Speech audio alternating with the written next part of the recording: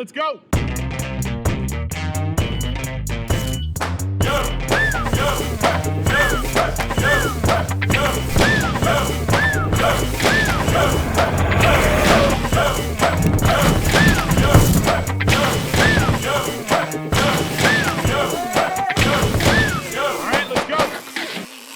All right, Curtis, we're back, man. Episode 2, had a lot of fun with you in the first episode. I think we're going to take a deeper dive into some LTL pricing discussion, which I'm excited about. That's like your background. Yeah. That's where you eat, sleep, and breathe for the most part. That's it. So let's get into it a little bit. I know you spent your time around the block like me, but now you got this rateHERO thing going on. So before we dive into pricing, I know there's a direct connection there with rateHERO and pricing. So tell me a little bit about the new adventure and the new ambitions of the great Curtis Garrett, man. Well, first thing, I do not have it figured out yet. I'm looking forward to kind of unpacking it with you here. It's a big, complex topic with a lot of different variables from different angles, of course. And it's almost like some of the new advancements with dynamic pricing by carriers and things like that.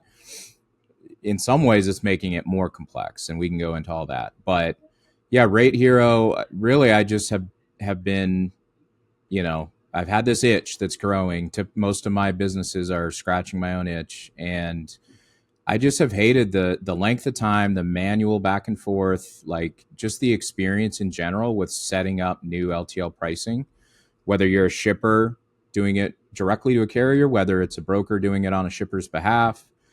It's typically, if it goes well, it's going to be a 5 to 6 week process from when you first send your shipment data to the carrier to then import, cost out in their model, and then all the back and forth from that initial data set to, hey, I've got pricing published, I've got credentials to get, pull API rates from the carrier. It takes a while, and there's a lot of different departments of the carrier you have to track down. It's just kind of ugly. So I'm trying to really smooth, shorten, and simplify that process. We're early in this, in this endeavor, but I think through a combination of carrier partnerships in the form of, pre-negotiating a lot of different scenarios, better, just more streamlined. Like you should be able to hit a button and you have your account number, your credentials, like all the stuff you need. It shouldn't be so hard. So just a technology and process upgrade is kind of the mission of rateHERO, to make this a smoother process. And I love the way you explain that. You said a lot there. So let's unpack a couple of the stuff that really resonated with me. And one of those is, it is a lot harder than people think, right? To just engage with a carrier, get rates set up that day, right? And get moving, which I think in a lot of ways is the appeal of like a 3PL, right? I can walk in the front door, sign up for an account. In a lot of ways, without really knowing me, with limited information, they might give me $500,000 in credit to just get moving. Yeah. Right. But the blueprint's there. And like, this is what I like about dynamic pricing, what you said. Since dynamic pricing is rolled out with more and more carriers this year, instead of just giving you some generic courtesy discount, right, that you can probably obtain from the website without a username or password or anything, right? Right. They're able to move a little faster with dynamic pricing, set up a customer intake form, turn it on, establish your credit, and get you moving right out of the gate, which is nicer, right? You put in the dimensions, the density-based pricing does its thing. On the flip side of that, and we can go down this in a separate discussion on this show, but nobody's doing dynamic pricing the same. True. And I know you've seen this. It's all completely different across the board. It is. And it really only accounts for variables on the carrier side to kind of, because like still to this day, any sort of rapidly generated pricing is going to be like, how do I as a carrier mitigate unknown costs and risks? So from what I've seen so far, it's, ABF's done a good job at tying it to the Cuban density of the freight and having, certain minimum. And they were one of the first. Yes. Yeah. Yeah. And then others are doing it more like lane driven and their current network needs. I kind of think it's pretty closely correlated to what they've been doing for years on the volume pricing and kind of tinkering with those rates based on just backhaul, head haul, lane factors. But there's really nothing that both dynamically includes the carrier's current needs as well as all the intricacies of the shipper, the commodities, the packaging type, the profile of the freight basically, and the locations. Like that does not. You could have two different shippers in the same city. One is food products into grocery DCs, and the other is just B2B industrial, steel castings. They're probably going to get the same dynamic rates, and there's no. So we're missing that middle. I think it's either very custom and very client specific, which again is what leads to that longer time frame, or it's just, hey, let's turn this on. The carrier's covered, but is that necessarily the best thing for the shipper? Yeah, and I've seen challenges too, especially around dynamic pricing as it correlates to accessorials, right? Can you adjust those on the fly, or is everybody getting a base accessorial charge regardless when they're on the dynamic program? And the only thing the dynamic's really doing is giving you the benefit of the doubt when you have good pounds per cubic foot and a lower density, right? So it's a little different across the board, and there's a lot that needs to change. Like you said, LTL is a big boat, tiny rudder. I think we're making what I would call quantum leaps for LTL over the last few years, especially as APIs become more prevalent. I don't think there's a carrier that I've talked to yet who doesn't say that website traffic goes down every year while the investment in the website goes up a little bit, right? And more customers are initiating or engaging with carriers via a platform or different technology vehicle. And I still think there's a missing component to the industry to better tie out that customer experience and where they're engaging with you and how all of this works, from customer origination to some of the gaps that we're seeing in dynamic pricing. But it's new. They're learning about it. Yeah. It'll get better over time. Yeah. And if you look at other industries that have been on this journey longer and are further down the pathway, like buying airline tickets, trading stocks, there is still that mixture of, you can go, at least with airline tickets, you can go to American Airlines or Delta's website and book, or you can do it through an intermediary. But it is kind of a different experience, and it's the same sort of issues we run into. If something goes wrong and you booked it through Travelocity, you're one layer removed, and it's going to solve that problem. So I just think it's really the evolution of just technology in general. I think the best experience is that carrier's website. And if you go to a TMS, you're saving a ton of times, and there's a lot of upside on having it there in one place, but it's not quite interchangeable. Each carrier has their own, differences. And that just has to be standardized and kind of consolidated in an aggregator. But when we, a lot of what you just said there, right? And I agree with you. If you go to the carrier's individual website, from the aspect of, you will get the most rich experience with regard to rating correlated to the service types they offer, whether that's something that's MABD or other stuff that is not currently flowing through API to some of these other intermediaries and platforms in the marketplace. But I think this is a two-sided street where, if you come out with a new service offering, are you ensuring that the connectivity to every other platform out there can facilitate this? And are you working with those other partners? Do you have an intern, like in software, right? You will have a PO, a product owner, right, of a certain product that ensures that the dependencies within that product are communicated to and working correctly. Yeah. And I think this is something that is evolving, but a little new in the industry. And they'll take and repurpose an existing employee to kind of do this job, but it's turning into its own job within an LTL carrier.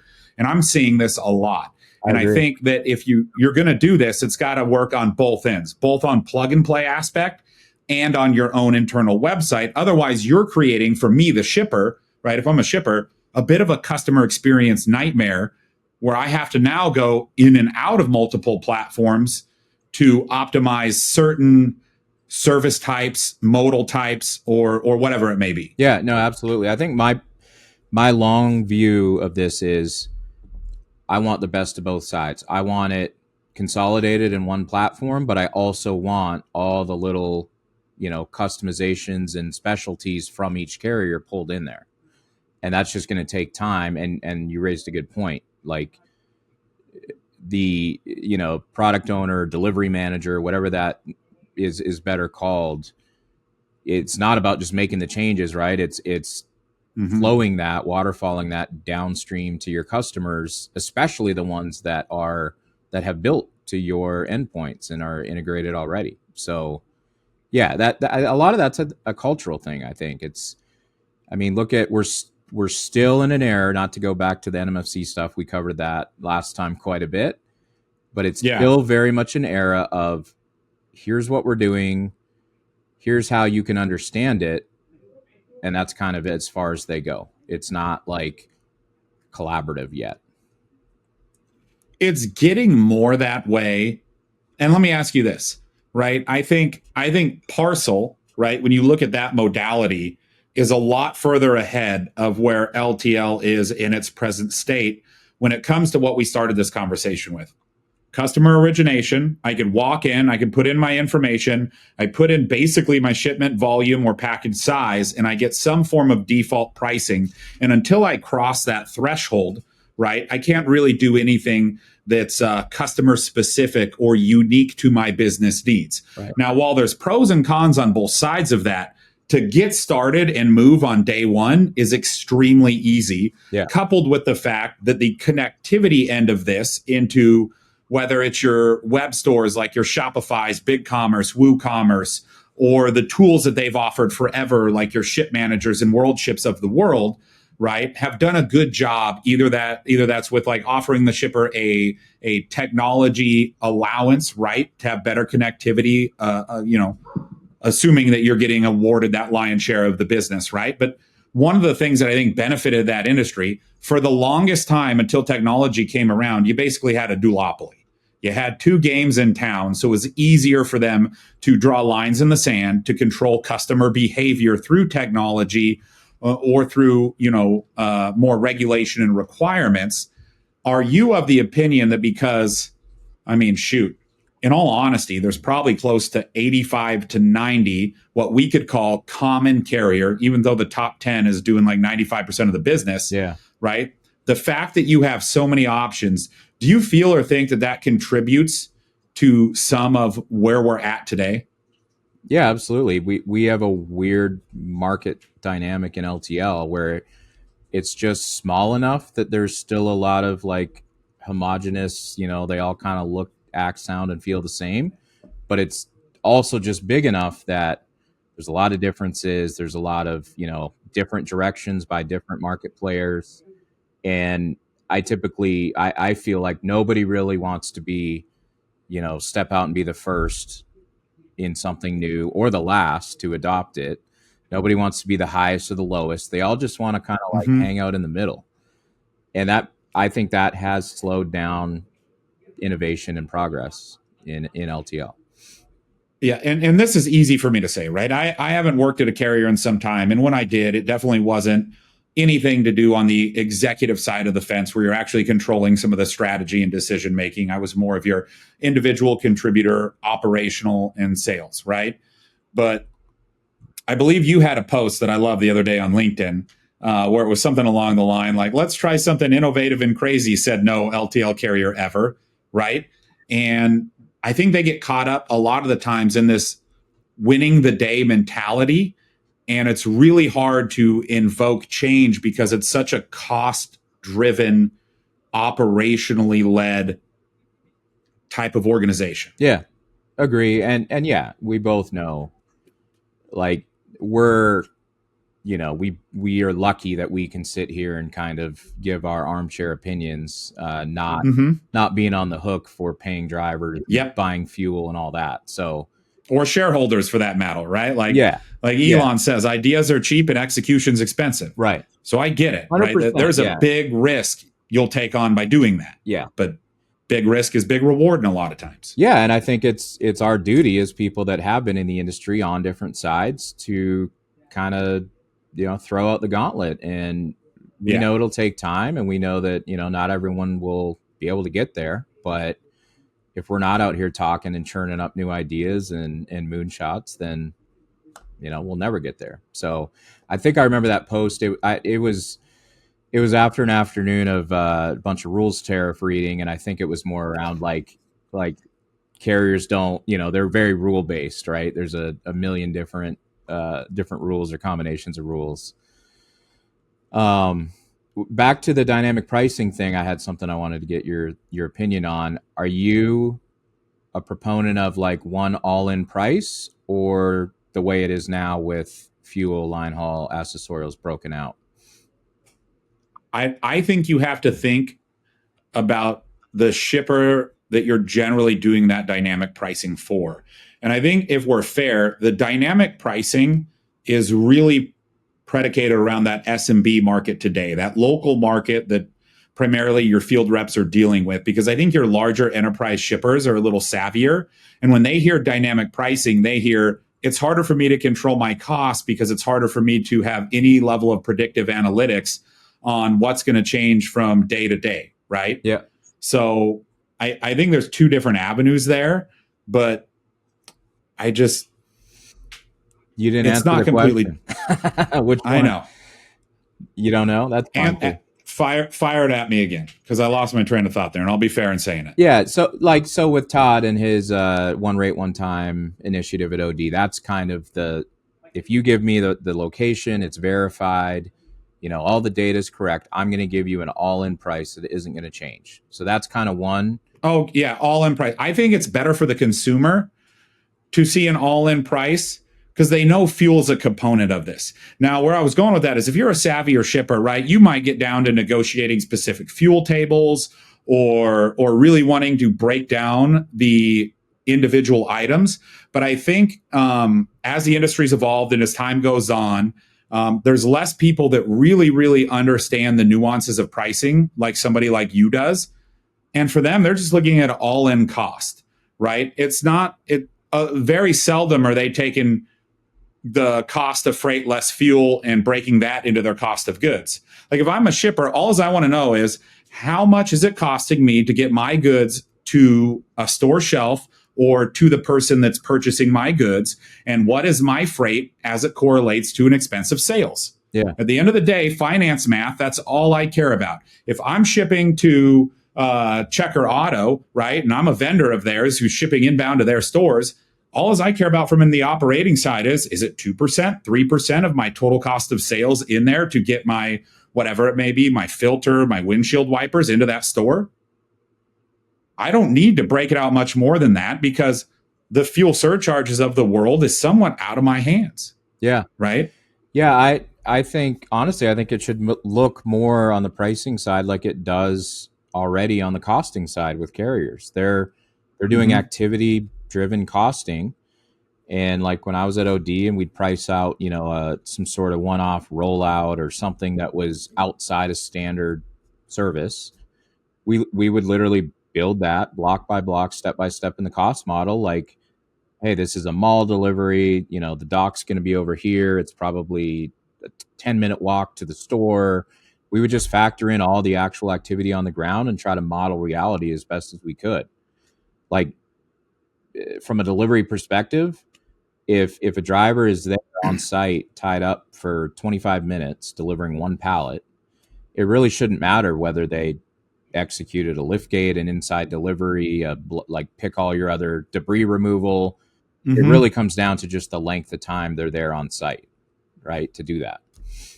So that's where it's extra confusing, but also provides the companies that do know the ins and outs, I think, ways to find loopholes too, because, like fuel is a great example. You could negotiate pricing with a lower fuel schedule. Maybe I have a higher one, but then my line haul price is cheaper. We could ship the same shipment. You're paying, $200 on fuel and I'm paying different. That doesn't correlate. Like the reality is the company spent X amount on fuel and that doesn't change from your shipment to my shipment. it's having this No. separate fuel schedule as another lever in the negotiation. I don't know. I'm not a fan. So I think somewhere in the middle. I think we agree there. Like, Yeah. I just want to see an all-in rate. Yeah, just have it make Like, sense. I don't Like, yeah. have multipliers based on extra services provided. Definitely charge extra when there's more time, space, and risk involved for the carrier, but have it make sense, and not be a lift gate that's calculated by the weight, and then detention's calculated by the time on location. This other one's calculated by something else. Like, just have it all kind of aligned. Yeah, and what's funny is what you just said is probably the biggest driver of your space, time, and risk kind of theory. I know you're a big pusher of those three categories or items when you talk about it. So the way you just explained that kind of closes the loop for me on that. Yeah. There you go. Yeah. Pushing that one down. Hey, it makes sense. So, no, it does, because that's really what's happening, right? You're selling space. It takes time, either at delivery or in transit, and then inherently, depending on the product type, there's a risk associated with it, right? Yeah. From a stowability, liability standpoint. So I totally get what you're saying there and pushing that narrative, and you're right. If you conceptually think about it at a very high level, those are the three main components. Yeah. But it gets a lot more confusing from that. Where I think pricing is tough is from the shipper's standpoint of it these days. It's harder and harder to understand the way pricing evolved, right?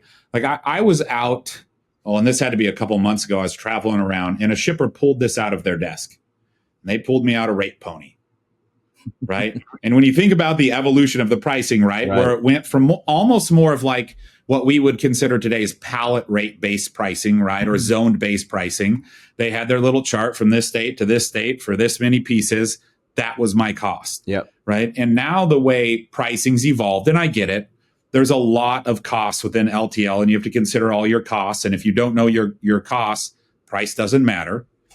But it's kind of confusing. I haven't talked to a lot of shippers out there that are sophisticated enough to really understand how to negotiate, what to ask for. Yep. And then what I think you end up getting, because of the complexities within the NMFTA, the complexities within classification, is my favorite ever. I want a massive FAK structure. Yeah. And then it gets even better, because then, at least from my perspective on the platform side, they work with multiple different carriers, right? Let's say you use 3 to 5 carriers. Now I've got 3 to 5 potentially different FAK structures. And then it gets even better when I have nested commodities. So if I'm shipping to like a Dollar General and I have one pallet with 6 different classes on it, sloppy Joe. It's just a bad experience. Yeah, it turns into like a complex decision tree of mixed commodities and different classes. This one falls in the FAK tier, this one doesn't. Then you're talking deficit rating and all that fun. The D word, what you just said. Do you know how many? So we have the My Invoice Hub over here, and it will compare your invoices and yada yada. But when you look at the original quoted amount and you look at the invoice charge, obviously deficit weight doesn't show up on the quoted amount like in the API call to show it out, but it's on the invoices. Do you know how many questions we get on deficit weight? Right. And it's not like the easiest thing to just go explain to a shipper. They're just like, well, why? I kind of get it. Yeah. But why? Yeah. A lot of them get confused when they see that upper weight tier where the carrier's giving them the benefit of a lower cost per 100 pounds. They think it was reweighed up to a higher weight. And yes. Yeah, it's that could be solved so easily just by some invoice format changes. Like, don't put that weight front and center where you're just going to trigger, some grumpy shit. Yes. Thinks they got reweighed. Well, when I hear deficit weight, I think I got on the scale and it got excited because I lost 5 pounds. I wish it was a real thing in real life, man. Totally. Hey, I have a good example. That one kills me. Yeah. I'm getting stressed out. Let's move away from that. Here's a real world example, and let's talk through it, because this is another example of just the kerfuffle, the chaos that LTL pricing can become. So one of my clients, they're a 3PL, they signed a smaller shipper, about $500,000 in LTL spend. They signed a management contract. It wasn't just a transactional deal. They said, all right, we're going to go off, do the RFP, start integrating to our TMS, like a typical implementation that's usually 8 to 10 weeks for an LTL shipper. So this company, the broker, they go off, they get the LOA, it's a signed client, they're doing everything right. They go do the RFP. They end up with published, awarded pricing to about 4 or 5 different carriers, and go back for go live. This famous or infamous mystery word sometimes that doesn't happen. But what happened was that shipper, they made it known that they now have 3 options they're comparing. They have this client specific CSP pricing that this broker that they signed a deal with got. They also had access to blanket rates from one of the big brokers. And then in the meantime, they had also stumbled upon a platform, I won't name names, and got some direct pricing with some carriers themselves and plugged it in, and now they have that. So in their minds, and you can't fault them. It's like, hey, we're a small company. We need to watch our costs. We're just going to choose the cheaper method. Like, especially if they're seeing in all 3 places 3 quotes with the same carrier. If you're a shipper trying to pinch pennies, why wouldn't you choose the cheaper one? But the broker over here is sitting like, what's the solution to this? We're being spot checked on every quote. They still have access to these great blanket rates that, mind you, in today's market are just getting better because the capacity is loosening, as well as and they're taking their margins down lower because it's getting hungry out there in the streets, right? So they're getting competitive for business. Totally, yeah. Carriers and the big brokers are competitive. So yeah, it's probably a great time to get blanket rates right now. But if you're a small shipper. Mm-hmm. But do you see what I'm getting at? Like this is now a crossroad where the broker has their reputation and trust and relationships with their carrier contacts, and they were dealing at the national account level. So it was probably a whole different pricing team that did the bid, set up the the CSP. Meanwhile, the shipper got visited or called on by some local reps who, it's a different process. They submit a much higher quantity of pricing requests and opportunities. And typically the field pricing analysts have less data to work with. Maybe they have, some old pricing comparisons or historical costs, but they're more guessing and taking a chance on it with the pricing they offer. So like all 3 of those channels were legit, ethical, legal ways to get pricing. But here we are, you can't split up a $500,000 shipper with 3 channels. Nobody's going to get enough volume. Well, then think about that shipper, right? Not a single one of those offerings that you just mentioned are they going to be able to bring into one, right? And I've seen this before too, where shippers have gone a 3PL route, and then they have their direct pricing, and they are shipping, we'll say, with XYZ carrier, right, on their direct, and then they run rates and see, oh, XYZ carrier is $5 cheaper on this one. I'm going to award the business through there. Mind you, I'm the carrier now, and we all know, like, rationalizing accounts doesn't happen in real time. There's no Inspector Clouseau over there going, aha, I've caught this, right? So it takes a little while, but some of the good ones will find it. And now you're creating confusion, because now they're like, in order to get those aggressive rates, right? And we know this, LTL is a relationship game, right? To this day, it's a handshake deal in a lot of ways, and you maintain those relationships and you do good by the carrier. What does that look like? And I had a shipper that was going down this path, and I thought of 2 things. You're going in and out of multiple different experiences, right? So you're elongating the time it takes to process those same orders. And had your volume been larger than that, your shipping desk would now be a bottleneck within your fulfillment process. And then on the other end of that, when I think about the carrier, right? You're a married man. I am. I'm a married man, right? Yep. If I was like, hey, honey, I started dating your best friend, it's okay, we're still going to be married, that would not fly, right? But in that example you gave me, through no fault of the shipper, because to your point, they just want to save money, right? And I'm like, oh, I'm married, but I just want to have a good time. That doesn't fly. Right. Like, but it was still somewhat allowed to happen. Yeah, it was an option. So this, and I see this a lot too, and I'm sure you see it quite a bit, but, and this is a problem with LOAs too. I've seen it where I've received multiple LOAs into a pricing department from different brokers. Totally. Yeah. Because this shipper is basically like, I just want to save money, right? They're Save me the best money. They're fishing. Yeah. Yeah. Yeah. That's a good point too. I've thought before, man, if there was a need for like any sort of blockchain technology in LTL, let's start with the LOAs so we can verify and we can make sure that there's only one active LOA at any given time for any shipper. Mm-hmm. Yeah. And part of me wonders too, right? Is this like these LTL carriers have really scaled, except actually anybody in your top 10, you are $1 billion company at this point. Yeah.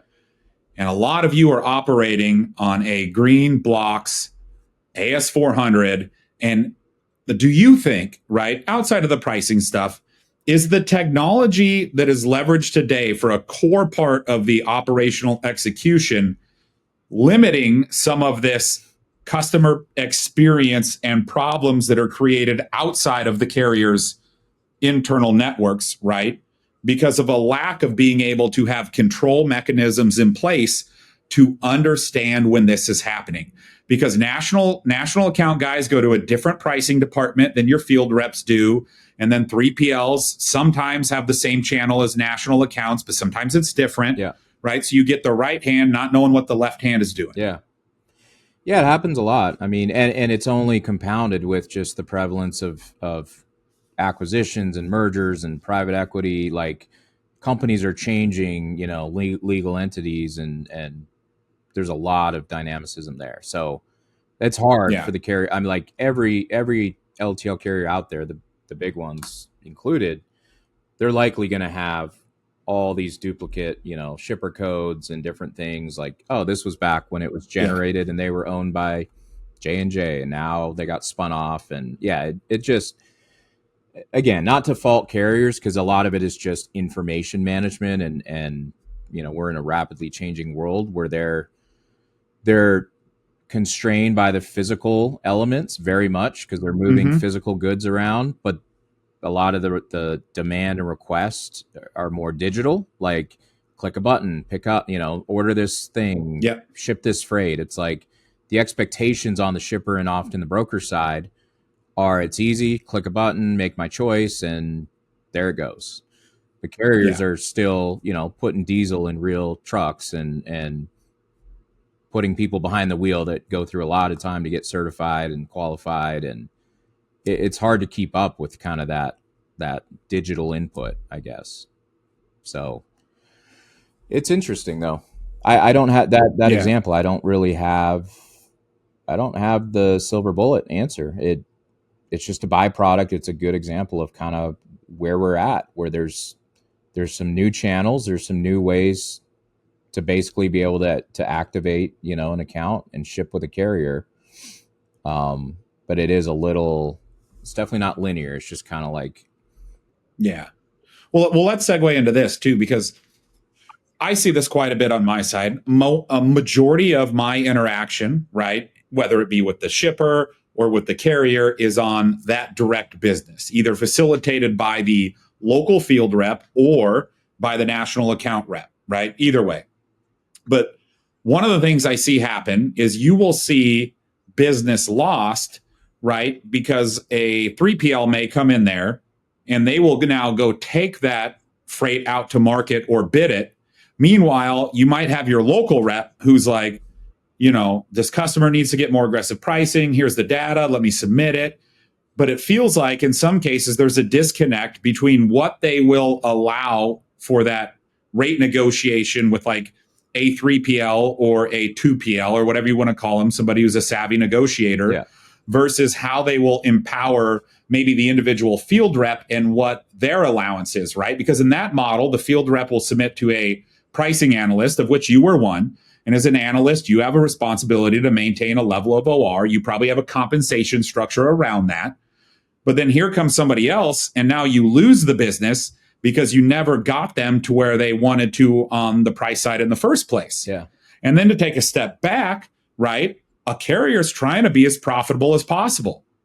So, like, yeah, you can't fault them. I want to make as much money as possible on an account, but then where is that, right? Do you lose that to a 3PL simply because of that, right? And then there's that old adage, customer come on price, customer go on price. Yeah. This is another pretty common experience I see throughout the industry too. And, it's one of those things where LTL is very unique in the fact that there's still a large field presence out there, which is the relationship game, right? You're driving around to the back of these buildings, you're shaking hands with the shipping managers, right? And there seems to be a separation of church and state there from just how aggressive you can get in some cases on that aspect. Yeah, agree. It's almost like two completely different cells. Like the local rep, it's more relationship, well, in a different way. It's more friendly, relationship driven. Like you can stop by, weekly, you have our back, you're a tangible human there to help me kind of thing. Mm-hmm. Where the 3PL or the national account is more, you're typically dealing with procurement folks or finance folks, and it's just more like black and white and less emotional, more data driven. Mm-hmm. And the way, where those two paths they don't really connect. They don't really overlap at the carrier because, like we said, it's different teams of people in most cases. Yeah. No, they definitely intersect, but one runs over the other in one form or another. But yeah, it's something that I see quite a bit. And what's funny is it's like, okay, you never gave your own like team member the empowerment to get to that price point, but yet here comes third-party entity outside of that gate and is able to achieve that, right? And now if I'm on the other side of the fence of that, I'm like, well, what the heck just happened to me? Yeah. You said something earlier about just the fact that LTL still has quite a few field reps, which is true. What do you think the future of the field sales rep is at, say, your average national LTL carrier? I think that like there's got to be a separation between your farmers and your hunters because they're not the same type of people, right? Yeah. And I think you could have really good account managers that can foster and grow business that is already there.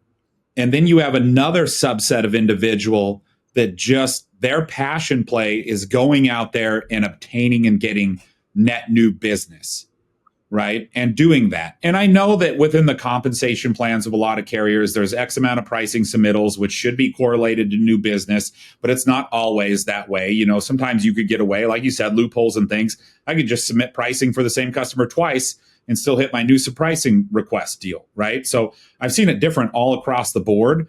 But I think there needs to, like, if you look at other industries like SaaS, right, or anything that has really evolved, right, you have like a SDR or a sales development rep channel. And those folks are out there harvesting and getting leads and setting meetings. And then based on the size of the opportunity, depends on what tier of actual seller you give it to, right? Yeah.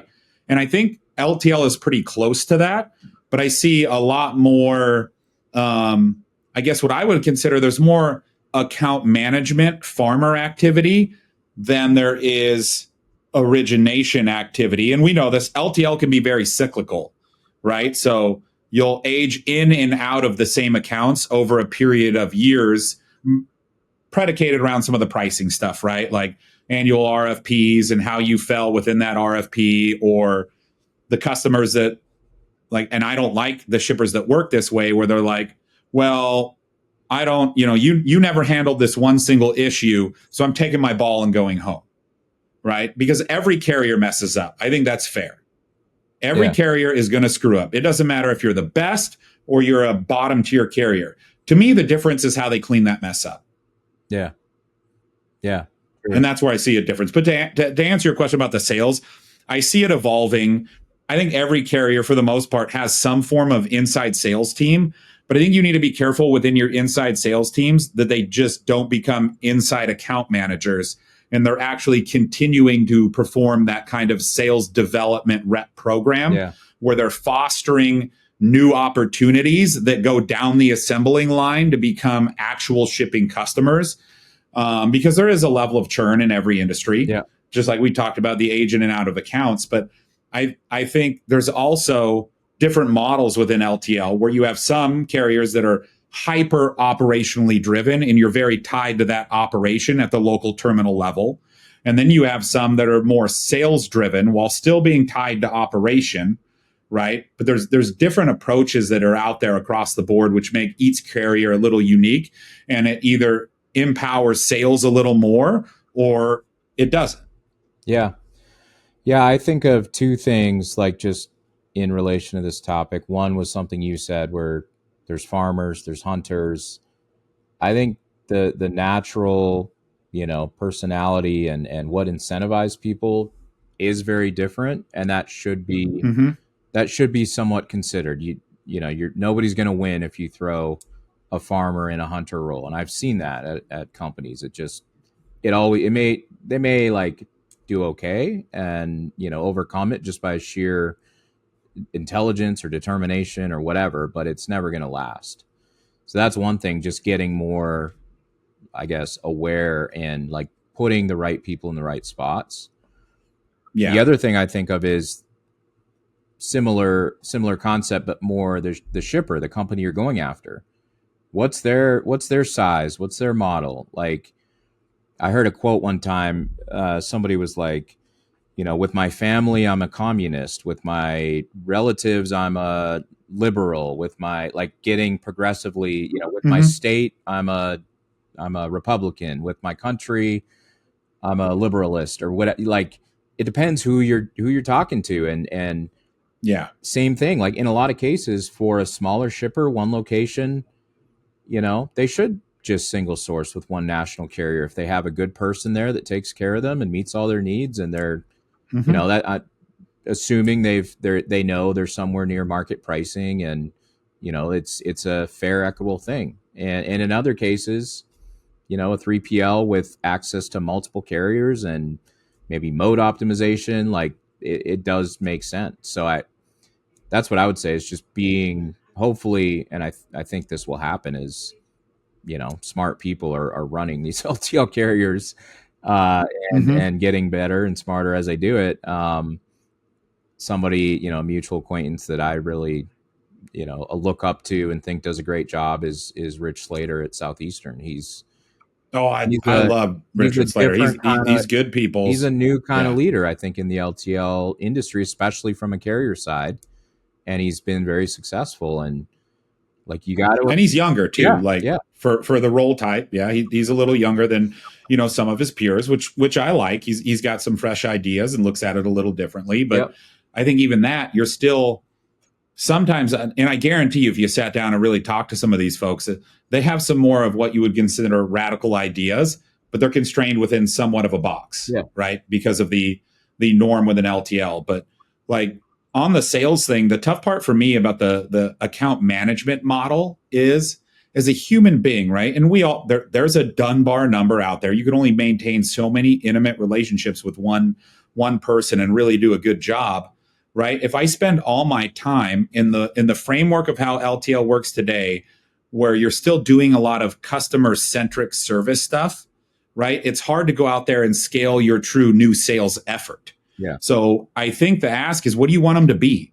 Do you want them to be just an account manager of existing a business? yeah, Or do you want them to aggressively bring on net new business? Because I know in our model within SaaS, right, you have an SDR that finds your lead or your company. It goes to a seller. The seller closes the deal out and hands it off to customer success, and then rinse and repeat throughout that model. yeah, And I think within SaaS, it's been extremely successful, and nobody's really gone against the grain on that, yeah, right? yeah.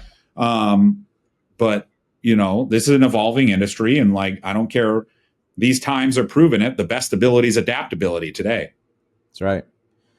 Yeah, no, I think there's a lot we can obviously take from all industries, but I've had Mm-hmm. similar thoughts specifically on the SaaS technology industry. There's a lot of similarities with our world in LTL, with a lot of high touch clients, more really high levels of service, but then also it doesn't work without the infrastructure itself, and whether it's the technology stack or architecture, or in our world, it's the terminals and trucks. You kind of have a lot of overlap between, the people, the service, and then just the technical specs required to, execute. Yeah. Well, let's talk acquisition for a second, because we've had more go down in this last month than we've seen all year. You know what I mean? So we'll kick it off. One, we saw Knight, right? The Knight Swift Group, who gobbled up AAA Cooper, then gobbled up MME, and now recently DHE, and are really doing a good job between terminal acquisitions because of the YRC sell off, coupled with acquiring actual carriers, right? So, in my opinion, they're a super regional now. They're still missing that gateway to the Northeast, Pennsylvania and beyond. I think they'll get there. But give me some of your thoughts on that whole deal. One thing, did you notice where when Knight Swift bought AAA and then the same year they bought Midwest Motor, both of those were Knight Swift acquiring those carriers. But this latest one was actually portrayed as AAA Cooper buying DHE. Do you think there's You know what? I hadn't really looked at it like that until you just mentioned it to me, right? Because from the outside looking in, I was just assuming the lineage of it, like order of operations, right? Yeah. Knight buys AAA and then absolves MME, and then next is the DHE acquisition. Yeah, it could be nothing. It could just be the way the the M&A and the law, the legal side and the finance worked out. But it's just something I noticed. Yeah, it's impressive. In less than 5 years, they've added on 3 significant carriers. Their service map looks impressive. I think there's more work to be done in the West, or well, DHE has the West now, but the Pacific Northwest, I don't know that DHE or Midwest Motor really, can cover Seattle and Washington. Yeah, I think there's two. No, it's right there in your SeaTac area or your Portland area, right? And then, like, if you really know those markets and you really spend some time up there, you're going to see a big P, as in peninsula, in all those rural areas and fantastic coverage areas. And because they're servicing those areas and have the density, it's similar to like Old Dominion and how they kind of do a good job owning the retail space, right? Yeah. They have the density. They can drop their trailers there, not have to tie up driver time. It's more efficient for them because of that. Yeah. And like most things, once you have the density, you can later figure out how to best monetize. Right. And I still think you're right. The Oregon, Seattle footprint is probably a little gapped out, but to your point, it's not like a freight mecca, like a Chicago market, a DFW market, an Atlanta market, which they already, are having between the acquisitions already made. Yeah. So I guess from that standpoint, I almost view their footprint like if you were to go jump in the DeLorean and go back in time to before Saia expanded to a full national footprint, right? They're kind of in that similar area like Saia, like 6 or 7 years ago, before they really, burst into the Northeast and, really expanded into being, hey, I'm a new national player. I'm here. Right. I'm hungry. I'm growing. Yeah. By the way, I think you mentioned the DeLorean in the last episode too. That might be the second time. Did I? I'm going to have to go back and read the transcript, but that'd be impressive. But yeah, it looks like they threw up a Cybertruck. That's what a DeLorean looks like. Yeah. Looks like a reverse Cybertruck to me. Yeah, it does. I'm excited to see the West Coast from an LTL perspective is changing quickly. I saw a post from Jameson Goforth, who's at ITS now, but he spent time at Redaway. He spent time at GLS.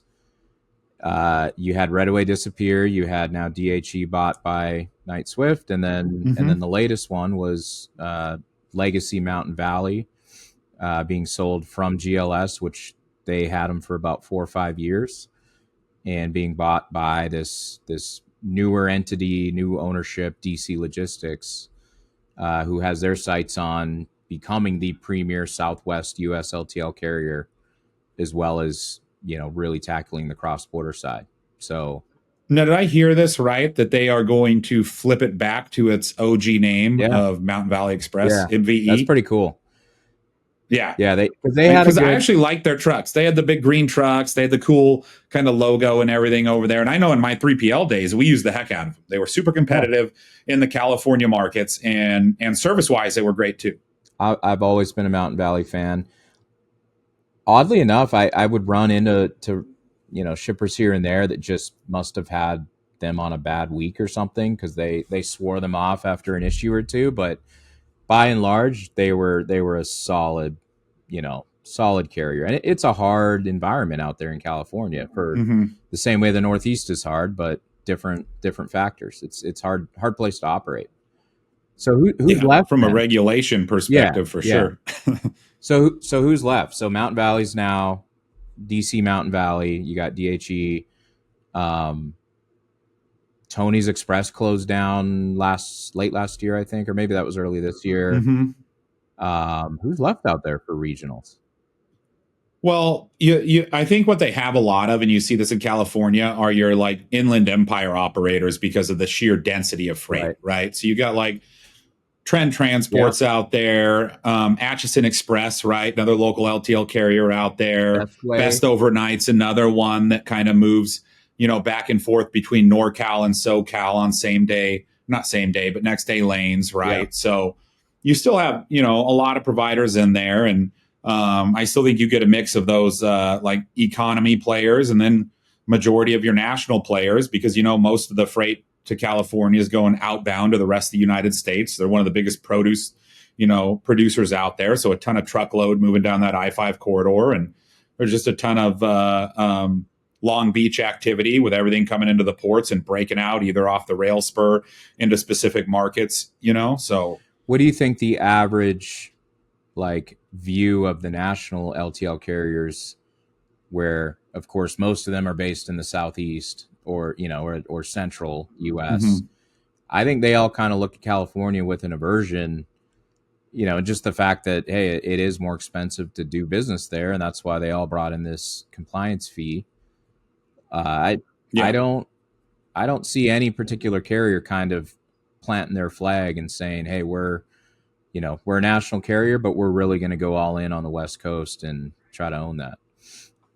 Well, now, and I'm no knowledge expert on this, but don't they have another piece of regulation around like EV trucks by a certain time, like 2030 or Oh, something? maybe. I'm not sure. Did they do anything like that? But yeah, like I just know it's rough. I remember when they put in that, California clean air carb compliance stuff, and like this is not my subject. I'm no armchair attorney. I'm no anything like this. I just remember when that went out, and several truckload carriers were like, well, I'm not converting to that. I won't operate there anymore. I'll just handle my business in the Midwest, Southeast, and Texas markets. Yeah. But Yeah, it's a tough market. Who do you have a bet or a prediction on that final Northeast piece for Night Swift?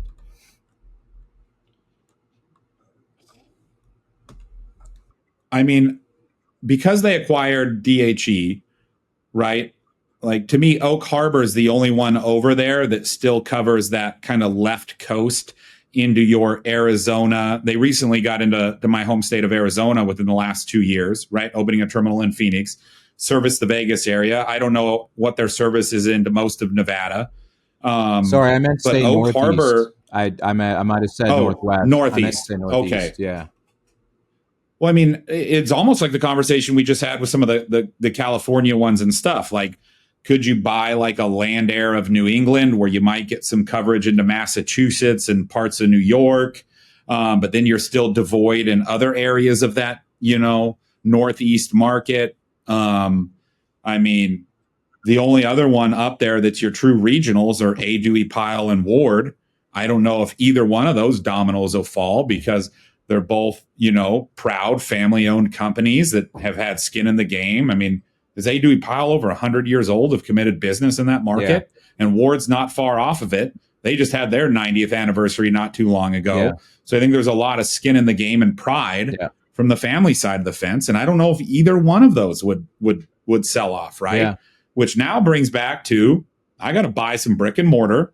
I got to buy some equipment and everything else. Yeah. So I could see him buying a smaller carrier, right? If it was right, given soft economic times, could you buy somebody like a Land Air of New England? Could you buy a smaller single state provider and start slowly branching out? Yeah, I think that's the way it'll be, kind of the cobbled together effect. Yeah. Because of the three mid-Atlantic, the two you mentioned, and then Pitt, they're kind of in a different category because they own Dorn, and that directly overlaps, obviously. And Ross Express, and they kind of... I think it'll be at least two carriers. It'll be kind of that mid-Atlantic, and then it'll be New England, all the way up to Maine eventually. Yeah, because like the Manhattan, New York, Brooklyn, like that's an animal in itself for servicing and delivering, right? And there's only a handful of LTL carriers that even have terminals actually on the island over there. Right? Yeah, very few. You're right. I think FedEx, Old Dominion, and I remember New England Motor Freight used to, I don't know who bought theirs, but yeah, there's only a handful that used to have actual physical terminals in that area to reduce their cost to service that area. Yep. And up there, you've kind of had this micro compounding going on where smaller regionals are buying each other. Like, yes, what was that? Teals was bought by Pitt, Ohio a couple years ago. They were like upstate New York. Mm-hmm. Who else was there? Severance got bought. It's interesting. I think it's, and then you got to think there's, with New England Motor and with Land Air both closing down, there's probably some skeletons out there, maybe some terminals left over that weren't snapped up. I'm not sure, but there's potential. I doubt there's leftovers at this point in time from the time they went out of business, because that was some valuable property they had down by the waterfront in New Jersey. You know what I mean? That would have went for a pretty penny. Yeah. In fact, it's funny because some of these carriers, based on footprint, their real estate holdings are a very, very nice value in certain markets, like big dollar. Well, we saw that with Yellow, right? They're definitely worth more dead than alive because of the real estate. Yep. So that'll be an interesting play if we continue to see somewhat of a softening market, right? With competition rising, and you're going to have your strong survive, and the ones that can't operate, maintain business, or costs go up, like they'll pull some plugs, and that'll probably give an opportunity for that AAA Cooper continued acquisition to completely become a full-blown national carrier, because I know they're bullish on it and they're going to get there. It's just a matter of when, not if. And then we still have this unknown of Jack Cooper LTL that hasn't really made any announcement yet in any official capacity. Their people are out there in the industry, and they're on LinkedIn showing in key roles, but we're all just on the edge of our seats for that. Yeah, I guess we'll continue to wait on that, Curtis. Yeah. Well, shoot, man, we already hit an hour here just riffing through this. So it was like another good time. Call. That's right. And this is literally how some of our most of our phone calls go, are just talking through this stuff. Yeah. So we'll get it all figured out. But hey, another great episode. We'll come back. We'll do it again, and we'll continue having some fun. Yeah, let's keep just breaking down these topics, and then I'm looking forward to the in studio one we're going to do in October. That'll be good. Yeah. So just a footnote on that. I got Pat Martin coming down. Nice. He'll be there. He's game for that. And I think we can get some others looped into that. Sweet. Right? And have a funner discussion with that. Yeah. So, all right, man. Until next time. That's right.